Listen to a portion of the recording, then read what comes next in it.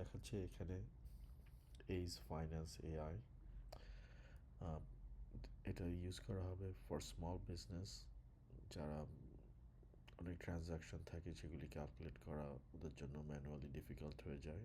তো ওরা খাতা কলমের থেকে বা স্প্রেডশিটের থেকে এই অ্যাপটা ইউজ করলে ওরা ট্রানজ্যাকশনগুলি বেটার ম্যানেজ করতে পারবে। সো এখানে আমরা একটা ডেমো দেখাচ্ছি যেখানে এটা ইউজ করা হচ্ছে একটা বুটিক বিজনেসের জন্য যারা কাপড় বিক্রি করে। তো ডিফারেন্ট ট্রানজ্যাকশন এই বছরে হয়েছে সেগুলির একটা কুইক হিস্ট্রি এখানে দেখা যাচ্ছে।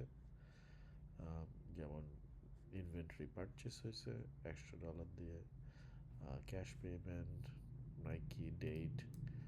এখানে ক্লিক করলে আমরা একটু বেশি ইনফরমেশন দেখতে পাচ্ছি, ড্রেস, এভাবে ইনফরমেশন। আবার একটা প্রোডাক্ট সেল হলে সেটা গ্রিন কালার অ্যামাউন্ট, মানে একটা কিছু সেল হয়েছে, টাকা আসছে, আমরা যেটা বলি ক্যাশ ফ্লো পজিটিভ। আবার কিছু যদি কিনা হয় সেটা হচ্ছে ক্যাশ ফ্লো নেগেটিভ। এভাবে সব ডিফারেন্ট ট্রানজ্যাকশন দেখা যাচ্ছে।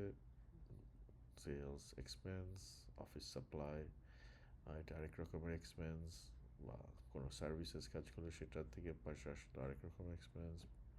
ভাবে ডিফারেন্ট ট্রানজ্যাকশনগুলি আমরা অ্যাড করতে পারি এবং এগুলি এখানে শো আপ করবে। তো এগুলি সব ট্রানজ্যাকশন যেটা এবছর করা হয়েছে সেগুলি ডিফারেন্টভাবে শো আপ করবে। আমরা নতুন ট্রানজ্যাকশন অ্যাড করতে চাইলে আমরা এখানে এসে অ্যাড নিউ ট্রানজ্যাকশন, এখানে আমরা একটা ডেট পিক করতে পারবো, যেমন আজকের ট্রানজ্যাকশন $50, কাস্টমার নেম পুমা। আমরা একটা সেল করলাম, কি সেল করলাম, বটমস। কোথায় সেল করলাম, online, payment method, credit card, tax criteria. আমরা ডিফারেন্ট জিনিস চুজ করতে পারি, এটাকে ট্যাক্স ফ্রি করে দিলাম। তাই ট্রানজ্যাকশনটা অ্যাড করলাম, এটা এখানে অ্যাড হয়ে গেল, পুমা সেলস $50 ক্রেডিট কার্ড। এখানে ক্লিক করলে আবার আরও ডিটেলস দেখতে পাবো। আমি একটা ডিসক্রিপশনও দিতে পারতাম আমার ইচ্ছা মতন। প্রোডাক্ট আইটেম চুজ করছি already, so it's fine. Bottom, tax free, cash flow positive. So এইভাবে আমরা ট্রানজ্যাকশন অ্যাড করতে পারবো, সব রকম ট্রানজ্যাকশন দেখতে পাবো। এবং এই ট্রানজ্যাকশনগুলি এখন আমরা কী কাজে আমার আসবে, ওকে দেখি তাহলে। আমি যদি এখন ট্রানজ্যাকশন সামারিতে যাই, আমার সব সেলসগুলি এটা একসাথে গ্রুপ করে আমাকে টোটালটা অ্যাড করে দিবে। কারণ এর আগে যেখানে দেখাচ্ছে সেখানে আমরা ট্রানজ্যাকশন আসতেছে এবং সেগুলি আমরা যা সিকোয়েন্সিয়ালি লক করে যাচ্ছি, কিন্তু কোনো গ্রুপিং ছিল না। এইখানে সামারিতে আসলে সেগুলি গ্রুপিং দেখা যাবে, সব সেলসগুলি আমি একসাথে দেখতে পারবো। এবং কোন মাসে কত টাকা সেলস হয়েছে সেটাও আমি দেখতে পাবো, যে জানুয়ারিতে 2টা জিনিস সেল হয়েছে $1700, ফেব্রুয়ারিতে $1000, এভাবে সেলসগুলি আমি আলাদাভাবে দেখতে পারবো। ইনভেন্টরি পারচেসগুলি আমি আলাদাভাবে দেখতে পাবো বাই মান্থ। আবার অন্য expense, not inventory related expense, but আমার অন্য এক্সপেন্স যেগুলি আমার বিজনেসে চালানোর জন্য, আমার insurance, cleaning, utility bill, marketing, office supply, এইসব জিনিসগুলি আবার আলাদাভাবে ক্যাটাগরি হয়ে সেই এক্সপেন্সগুলি দিতে পারবো। আবার আমার যদি কোনো শেয়ার হোল্ডারের লোন থাকে, শেয়ার হোল্ডার আমাকে টাকা দিয়েছে, শেয়ার হোল্ডার লোন আমরা রিপে করেছি, সেগুলিও আবার আলাদা দেখা যাবে।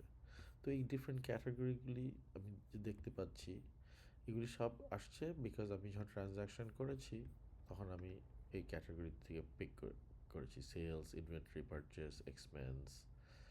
আরও ক্যাটাগরি আছে যেমন অ্যাসেট, আমরা বড় ইকুইপমেন্ট কিনলে সেটাকে অ্যাসেট বলা হয়। এখান থেকে পিক করলে সেইটা আমাদের এআই মনে রাখবে এবং ওটাকে ডিফারেন্ট জায়গায় সামারিতে দেখাবে। এখন এই ক্যাটাগরিগুলি আপনি হয়তো বলতে পারেন যে ওকে বুটিক বিজনেসের জন্য ঠিক আছে, বাট আমার একটা ডিফারেন্ট বিজনেস, আমার ক্যাটাগরিগুলি ডিফারেন্ট। সেটার জন্য আমার একটা সেটিংস আছে, সেই সেটিংসে গিয়ে আপনি অ্যাকচুয়ালি আপনার মতন করে সব ক্যাটাগরিগুলির নাম দিতে পারবেন। যেমন sales, product sale, service revenue, এগুলি আমি দিয়েছি। আবার রিফান্ড ক্যাটাগরি একটা আছে, এটা অ্যাকচুয়ালি ইন্টারেস্টিং বিকজ আমার একটা সেলসে যখন রিফান্ড হয় তখন টাকাটা নেগেটিভ হয়ে যায়। আবার একটা পারচেস ক্যাটাগরি আছে, সেটা আমাকে ওই সবগুলো ক্যাটাগরি একটা টাইপ দিয়ে দিয়েছি। এখানে মাইনাস মানে যখন আমি পারচেস করি আমার টাকা মাইনাস হয়, ইনকাম আমি যখন পারচেস করি আমার সেল করি আমার টাকা প্লাস হয়, সিমিলার এক্সপেন্স মাইনাস হয়। আবার আরেকটা ক্যাটাগরি আছে লায়াবিলিটি, যখন শেয়ার হোল্ডার থেকে লোন নেই সেটা সেই ক্যাটাগরি। একটা ক্যাটাগরি হচ্ছে অ্যাসেট। তো এই জিনিসটাগুলো আমরা এমনভাবে বানিয়েছি যে যে যার বিজনেস তার মতন করে different category sub category add করে দিতে পারবে।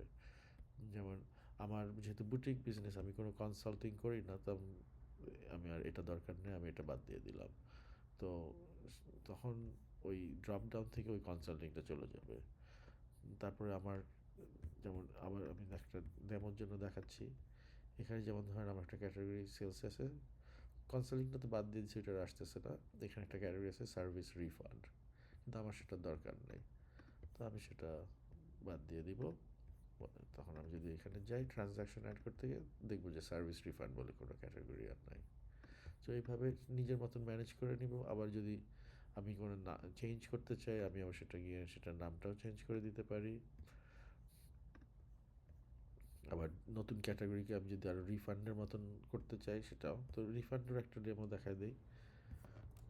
তো মনে করেন আমার যখন $50 যদি আমার এখন নাইকি আমার থেকে প্রোডাক্টটা ফেরত দিয়ে দেয়, তখন আমি যদি রিফান্ড করি তাহলে কি হবে? Normally anything under category sales is green positive, but যেহেতু এটা রিফান্ড, এটাকে আমি যখন অ্যাড করব এটা হয়ে যাবে রেড নেগেটিভ, বিকজ এটা একটা মাইনাস হয়ে যাবে। এবং আমার ট্রানজ্যাকশন সামারিতে আসলে আমি দেখতে পাবো ওই যে $50 যে রিফান্ড হয়েছে সেটা কিন্তু আমার এই মাসের ইনকামটার থেকে $50 কমায় দিয়েছে। বুঝছে? আবার এটার উল্টাও আছে, আমি যখন একটা জিনিস পারচেস করি সেটা যদি রিটার্ন করি তাহলে আমার সেটা পজিটিভ হয়ে যাবে, কারণ আমি একটা জিনিস কিনছিলাম সেটা আমি ফেরত দিব। তো আমি মনে করেন আমি হয়তো পুমার থেকে যে কিনছি সেখান থেকে আমি আবার $20 ফেরত দিয়ে দিব। তো আমি যদি বলি যে পুমা আমি কিছু কিনছিলাম সেটা আমি এখন একটা পারচেস ছিল সেটা আমি রিফান্ড করে দিব, আমি রাখবো না পারচেস। আমি যদি এটা অ্যাড করি সেটা কিন্তু পজিটিভ, কারণ আমি আমার একটা পারচেস রিটার্ন করেছি, যেটা আমি আমার ইনভেন্টরিতে আনছি সেটা রিটার্ন করছি। সো আমি $20 আবার আমার বিজনেসে পজিটিভ ক্যাশ হয়ে গেল। সো সেভাবে depending on is it N expense, is it N income, আমরা পজিটিভ নেগেটিভ আমাদের এআই সব কিছু এগুলি খেয়াল রাখে। সেইভাবে করে আপনি আবার যদি ট্রানজ্যাকশন সামাইতে যান দেখবেন আমার এক্সপেন্স যে খরচা ছিল সেটার সাথে ওটা, সরি ইনভেন্টরি পারচেসে আমি যে $20 রিফান্ড পেয়েছি সেটা এখানে দেখা যাচ্ছে। তো আমার সেটা এখান থেকে ক্যালকুলেট হয়ে যাচ্ছে। তারপরে আসি আরেকটা ভালো এআই ফিচার, সেটা হচ্ছে যে আমার ব্যাংকের স্টেটমেন্টের সাথে যদি আমি ম্যাচ করতে চাই আমার অল দিস ট্রানজ্যাকশনস, যে ব্যাংকে আমার কোন কোন ট্রানজ্যাকশানগুলি দেখা যাচ্ছে আমার ব্যাংক স্টেটমেন্টে। তো আমি আবার এরকম ধরেন ব্যাংক ডেটা লোড করলাম। বাই দ্য ওয়ে আমি সব কিছু ডার্ক স্ক্রিনে দেখাচ্ছি, কিন্তু আমাদের একটা ফিচার আসছে যে সব কিছু আবার হোয়াইট স্ক্রিনও হয়ে যেতে পারে। তো আমি এটা ক্লিক করলাম, এটা night mode and day mode. এখন আমি আবার ডে মোডে একটু দেখাই যে আমি আমি সব ব্যাংক থেকে আমার ব্যাংক স্টেটমেন্ট মনে করে লোড করলাম জানুয়ারি আর ফেব্রুয়ারি মাসের। তো ব্যাংক স্টেটমেন্টে আমাকে এই ট্রানজ্যাকশনগুলি দেখাচ্ছে। তো আমি যদি বলি যে এই ট্রানজ্যাকশনের মধ্যে কোনগুলি আমার এইখানে যে আমি ট্র্যাক করছি, আমি যে অ্যাড করছি এই ট্রানজ্যাকশনের মধ্যে কোনগুলি ব্যাংক স্টেটমেন্টে পাওয়া যাচ্ছে, কারণ অনেক সময় আমরা ব্যাংক স্টেটমেন্টের সাথে ম্যাচ করে দেখতে চাই, কেউ বললো আমি ব্যাংকে টাকা পাঠাইছি সেটা কি আসছে কি আসে নাই। তো আমি এই জিনিসটা করতে পারি রান রিকনসিলিয়েশন, তখন ওটা খুঁজে খুঁজে সেই ট্রানজ্যাকশন বের করি। যেমন অফিস ডিপো $25 আমার একটা ট্রানজ্যাকশন ছিল, এই যে অফিস ডিপো $25 ওটা খুঁজে পেয়েছে, তো ম্যাচ বলে দিছে। আবার অফিস ডিপো সেকেন্ড আরেকটা $25 পাওয়াতে এটা একটু ফুললি কনফিডেন্স না পটেনশিয়াল ম্যাচ, ভাবতেছে হয়তো এটা একজন মানুষ ভুলে দুইবার দিয়ে দিচ্ছে, কারণ সেম জিনিসই অলমোস্ট সেম ডেটে। সেরকমভাবে কিছু ম্যাচ, কিছু পোটেনশিয়াল ম্যাচ, এভাবে করে এই এআইটা কিন্তু মানে বলে দিতে পারে কোনটা ম্যাচ আনম্যাচ। আমি এমনকি নতুন ট্রানজ্যাকশন দিয়েও আমরা টেস্ট করে দেখতে পারি। যেমন আমার একটা ব্যাংক সার্ভিস ফি এখানে দেখাচ্ছে $15, এখন এটা কোনো ম্যাচ হয় নাই। তার কারণ আমি আসলে এই ব্যাংক সার্ভিস ফিটা অ্যাড করতে ভুলে গেছি আমার ট্রানজ্যাকশনে, যে আমার যে একটা খরচা আছে $15, আমি এটার কথা ভুলেই গেছি। তো আমি পরে আরেকটা ফিচার বের করবো যে যখন এরকম আনম্যাচ হবে আমি চাইলে একটা বাটন ক্লিক করলে এটা অটোমেটিক্যালি আমার ট্রানজ্যাকশনে চলে যাবে। আর আমি এখন ওইটা অ্যাড করি নাই। আর আপাতত আমি যদি এখন ব্যাংক ট্রানজ্যাকশনটা এটা আমি যদি দিয়ে দিই, এখানে মনে করেন আমি দিলাম, ওখানে লেখা ছিল জানুয়ারির 19 তারিখ, মনে করেন আমি জানুয়ারির 19 তারিখ দিলাম, ব্যাংক ট্রানজ্যাকশন ছিল $15, মনে করেন আমার ব্যাংক RGG, এখানে ওটা ওখানে লেখা ছিল ব্যাংক সার্ভিস ফি, মনে করেন আমি লিখে দিলাম ব্যাংক ফি। এটা যখন আমি, এটা আমার একটা এক্সপেন্স, মনে করেন আমার একটা এটাকে বললাম ধরেন অফিস এক্সপেন্স, হয়তো একটা ক্যাটাগরি অ্যাড করে দিব যে ব্যাংকসে। তো এটা যখন আমি অ্যাড করলাম, এটা তো চলে গেল কোথায়, এখানে RGG এক্সপেন্স $15। এখন একটা ম্যাজিক দেখেন, যে প্রথমে বলছিল কিন্তু ব্যাংক স্টেটমেন্ট পাই নাই, আমি যদি এটাকে আবার রান করি তাহলে ব্যাংক স্টেটমেন্ট ওগুলো পটেনশিয়াল ম্যাচ, কারণ ওই যে আমি ওখানে ব্যাংক ফি লিখছি, এখানে ব্যাংক সার্ভিস ফি লিখছে, লেখাটা মোটামুটি ম্যাচ হয়েছে, যে হচ্ছে 67% কনফিডেন্স যে এটাকে পাইছে। আমি যদি আবার হুবহু লেখাটুকু লিখলাম 100% বলতো। তো আমরা তখন চাইলে পটেনশিয়াল ম্যাচটাকে আমি একটা বাটন দিব যে অ্যাকসেপ্ট করে নিতে পারি, যে হ্যাঁ এটা ঠিক আছে, অ্যাকসেপ্টেড, তখন এটাও ম্যাচ হয়ে যাবে। তো এটা একটা এআই ফিচার। আর তারপরে ফাইনাল হচ্ছে যে সব কিছু আমরা কেন করতেছি, যাতে আমরা আমাদের ইনকামটা বুঝতে পারি, ট্যাক্সটা বুঝতে পারি। তো এখানে ইনভেন্টরি ম্যানেজমেন্টের জন্য আলাদা সফটওয়্যার থাকে, তো আমি ওইটা বানাই নাই, কিন্তু মনে করেন আমার ইনভেন্টরি ম্যানেজ থেকে আমি বলতে পারি যে আমার বছর শুরুতে ইনভেন্টরি কত টাকা ছিল। আম, সেই হিসাবে আমি আম, একটা বসাতে পারি, আমি একটা ফিচার দিয়েছি যে আপনি সেটিংসে গিয়ে বলতে পারেন যে আমার যে কোনো মাসে আপনি ইনভেন্টরি বসাতে পারেন। তো আমি এটা বসাই দিয়েছি যে আমার, এবং মাসের শুরুতে জানুয়ারিতে $10,000 ইনভেন্টরি ছিল, তখন এই $10,000 দিয়ে বিজনেস শুরু করছি। তো $10,000 দিয়ে বিজনেস শুরু করার পরে বাকিগুলি সব ওই এআই ক্যালকুলেট করে ফেলতেছে, ওই আমার ট্রানজ্যাকশন থেকে যে এত টাকার পারচেস হয়েছে, তারপরে এন্ডিং ইনভেন্টরিটা এত টাকার, বেসড অন এত টাকা সেলস হয়েছে, সেলস হইলে সেলসের যে প্রোডাক্টটা সেল হয় সেটার কস্ট আবার আলাদা ট্র্যাক করতে হয়, কারণ গভর্নমেন্ট দেখতে চায় অ্যাটলিস্ট আমাদের দেশে যে যেটা তুমি বিক্রি করতেছো সেটার কস্ট বিক্রির থেকে কম কিনা, তার মানে তা নাহলে তোমার বিজনেসটা তো ঠিক নাই। সো আমরা 17 টাকা সেল করছি, 1300 টাকা, তো এত টাকা প্রফিট। তো তারপরে অন্য অন্য এক্সপেন্স ওই মাসে কী আছে সেটা বাদ দিলে হবে net profit for that month. আবার ওই যে এন্ডিং ইনভেন্টরি একটা মাসের যেটা হয় সেটা আবার নেক্সট মাসের বিগিনিং ইনভেন্টরি হয়। তো এভাবে জিনিসটা ক্যালকুলেট করতে করতে পুরো বছর শেষ হয়ে গেলে দেখা গেল আমার বছর শেষে সব মিলায় নেট প্রফিট 859 টাকা, আমার সেল হয়েছিল 5,500 টাকার, কিন্তু আমার প্রোডাক্ট কস্ট ছিল এত, আবার আমার অন্য অন্য এক্সপেন্স ছিল এত, তো আমার নেট হচ্ছে এত টাকা, এই টাকাটাই আমার ইনকাম, এটার উপরে আমাকে ট্যাক্স দিতে হবে।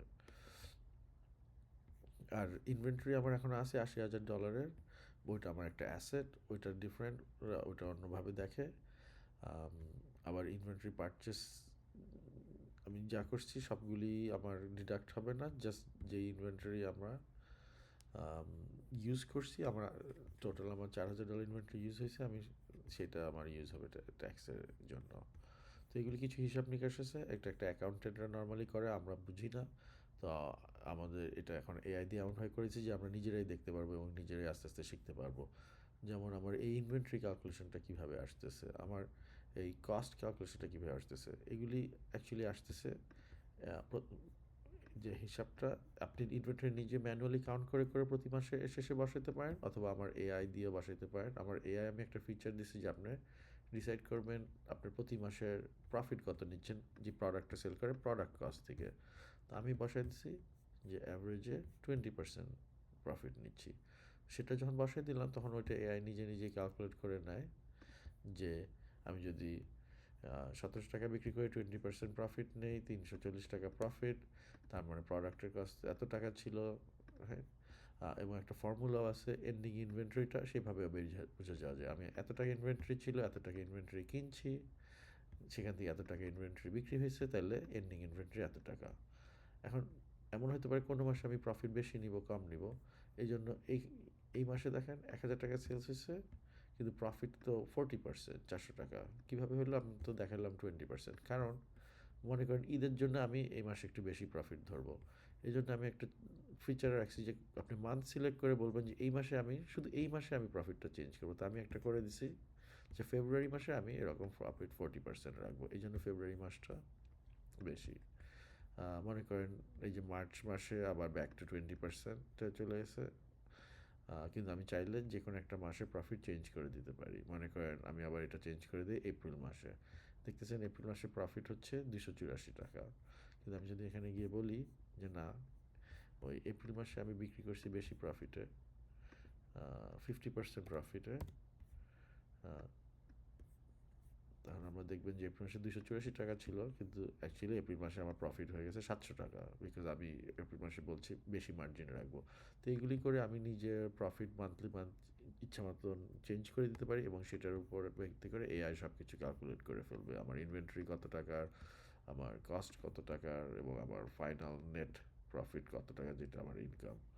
আবার এমন হতে পারে যে আমি তো যেটা সেল হচ্ছে সেটা প্রফিট হচ্ছে সেটা দিয়ে আমি ইনভেন্টরি ক্যালকুলেট করছি, কিন্তু অনেক সময় সেটা ফুললি ম্যাচ হয় না, আমার ইনভেন্টরি কিছু হারাও যেতে পারে। তো আমি মনে করেন আমার হয়তো যদি বলি যে মে মাসে আমার $1000 ইনভেন্টরি হারায় গেছে, তো সেটা আমি কিভাবে বুঝাবো? তো সেটাও আমি করতে পারি যে এখানে এমনি ইনভেন্টরি থাকা আছে $7800, আমি পরে দেখলাম যে আমার 800 টাকার ইনভেন্টরি হারিয়ে গেছে, তো আমার ইনভেন্টরি হবে, আমি বলতে করতে চাই 7000, সেটাও আমি ম্যানুয়ালি বসাই দিতে পারবো। একটা ফিচার আছে যে মান্থ এন্ড ইনভেন্টরি দিলাম মে মাসে 7000, হ্যাঁ, প্রোডাক্ট লস্ট, এই যে এটা দিলাম।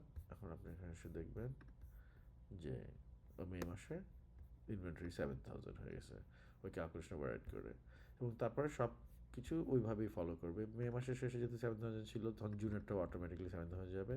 এবং যেই মাসগুলোতে আমি আবার ইনভেন্টরি একটু নিজে নিজে চেঞ্জ করছি, যেমন জানুয়ারি প্রথমটা নিজে নিজে দিছি, মেয়ের শেষেরটা নিজে নিজে দিছি, সেগুলিতে আবার একটা আইকন আছে যাতে সহজে সেটা দেখা যায়। এবং এতে আমার পুরো ক্যালকুলেশন চেঞ্জ হয়ে গেছে, আমার মানে বিজনেসের প্রফিট কমে গেছে ওভারঅল। তো আপাতত এই ফিচারগুলি আমরা বানানো হয়েছে। আরও ফিচার কিছু কাজ চলতেছে, যেমন ওই এআই রিকনসিলিয়েশনটাকে আরও কিছু করা, যে অ্যাড করা ব্যালেন্স শিটটা কীরকম হয়, ব্যালেন্স শিটে যে অ্যাসেটগুলি ডিফারেন্টভাবে দেখানো, যেগুলি ট্যাক্স পারপাসে লাগে, লায়াবিলিটি শেয়ার হোল্ডার, সেগুলি নিয়ে আরও কিছু কাজ আছে, কিছু ক্লিন আপ আছে। বাট সেটা হয়ে গেলে মোটামুটি এই ফাইন্যান্স এআইটা আমাদের রেডি, এবং এটা আমাদের আসতেছে, বেসিক্যালি রিলিজ হয়ে যাবে ইনশাল্লাহ নেক্সট 1 মাসের মধ্যে। ওকে, থ্যাংক ইউ এতক্ষণ দেখার জন্য। এই ফাইন্যান্স এআই।